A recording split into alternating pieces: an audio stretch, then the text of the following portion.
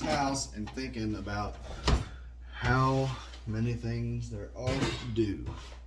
For those of you who don't have kids, you don't know how many things there are to do. You don't know. You don't know. You don't know. I love you. I am grateful for you to be out there and for you to be so naive. And it's okay because you just don't know what you don't know.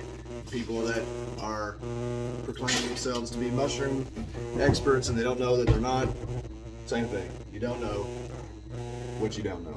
I don't know why this gimbal is vibrating. That helped.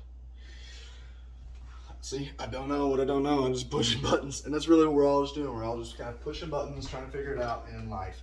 And I do feel like I'm figuring it out. Do you? Do you feel like you're getting any of this shit right? Because there's a long time that I didn't. But now I'm starting to think that I actually am. Where did the crayons go? Kids, you know how many crayons there are in a single house? However many the parents let there be. Crayon. Yes, now this is really actually very therapeutic for me.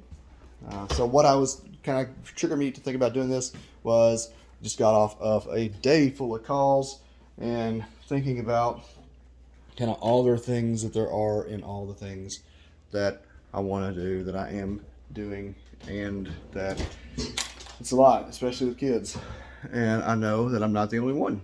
And so what I would like to do is acknowledge all of us, self-included, that do so much for the lives that they want to live, the families that they love, the creator that created them, if that's a thing for you.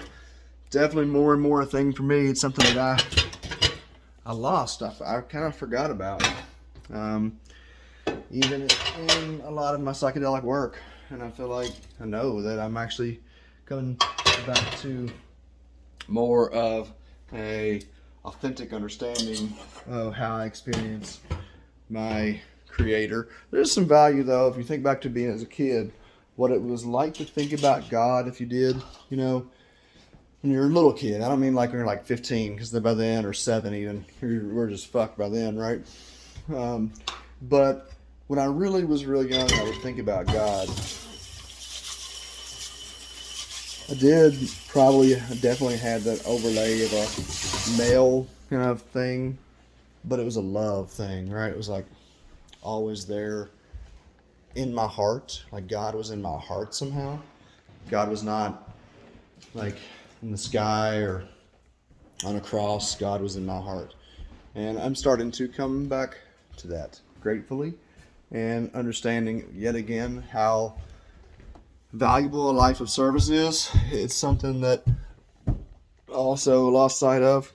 I mean, I don't know that I can say that's true.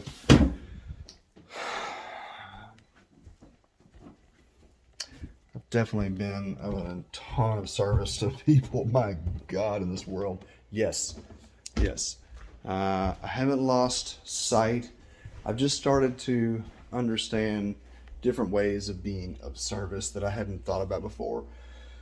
One of those is actually like cleaning the house. My God. It's fucked up, dudes. Like your parents, your dads, and moms probably didn't teach you very much about men doing laundry and cleaning up the house and all that kind of stuff. Mine didn't. So it's definitely, you know, there's been some growing pains for me. Let's say that. And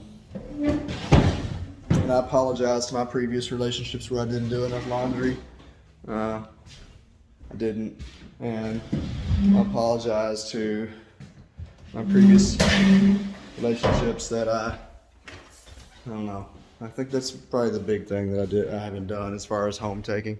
I've done last week, been vacuuming and just general cleaning up. Anyway, just taking care of the people that we love. And when we really start to look at it, we love everybody. Even the people that we don't love, we love them because they give us that rub. They give us a little friction. You know what I'm saying? It keeps things interesting. Wah! It's always going to be there. It's always going to be there. Can't just, and the glide is a tough thing to do. Even when you let go, the air is pushing against you, right? So, anyway, yeah, I did want to do a specific vlog thinking about the church and building of sanctuary. This is a thing that is, God knows what is going to be said about it. God knows what it's going to do. Lots of good for this world. But it's a community. Like, that's the first and foremost. This is a community. And it's an intentional community. And like it's crazy to think that, I got into this loop with Micah when I started, when the Jamaica things were coming on, and the mushrooms were telling me, hey man, you got to be doing this thing in Jamaica. And I'm like, no. And they're like, yeah. And I'm like, no. And they're like, yeah. Courtney, you said this thing doesn't turn itself off, but I think it does. Anyway, and I was like, no, I don't want to do that. I don't want to do it. And they're like, yeah, you're going to do it. And then so I'm like, okay, well, fucking why me? And I spent a lot of time spinning my wheels in this kind of why me situation. And it was worthless. I kind of found myself slipping back into that a little bit right now. But this time it's more of like such a humbling, amazing, like holy moly. This is an intentional community with a lot of different intentions behind it, or a lot of different individuals, and everybody comes with their own intention. But this is like my intention. This is my intention for the world, is for sacred mushrooms. And this was even in Jamaica. This has always been the case since I really started to understand how sacred, how sacred they are. Sorry, lost train of thought, looking at myself and thinking about this whole thing. But this is my intention. This is the intention that is expressing through me. Like, that's a better way to put it. The intention that is expressing through me is that the world should have more access to sacred mushrooms, that these sacred plants should be for everyone whom they are a good fit for. And that is the vast majority of us all. They are so good for us. And when we're good to each other, they're even better to us. So let's get in this positive feedback loop with the mushroom. I think it's happening. And just grateful to be a part of that. And just know that they are sacred. And that's what sanctuary is all about. There's going to be people that come out there and try to say, oh, this guy's trying to create a cult, trying to do all this thing, and trying to be a guru, and trying to do all this other, whatever. All the things that they like to say. And I'll make mistakes. I will continue to make mistakes. And you'll get to see them, probably. That's one of the fun things. You'll get to see when you're working with somebody that's not afraid of making mistakes, then you get to see them. So maybe this video was one. Because I'm going to be honest here, I did smoke some pot. I found a little roach and I smoked it. And I about turned on some Gary V as I was getting into the cleaning mode, and I was like, you know what? No, I'm not gonna listen to somebody tell me to make content. I'm gonna make content, and that's what I tell you to do.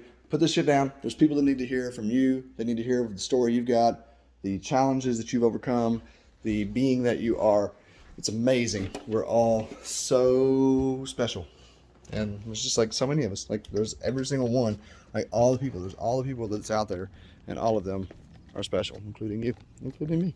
And so, I don't know. I think I'm probably kind of run out of rambles, maybe. I'm going to sweep this floor and, I don't know, maybe come outside and dig in the dirt. All right, much love.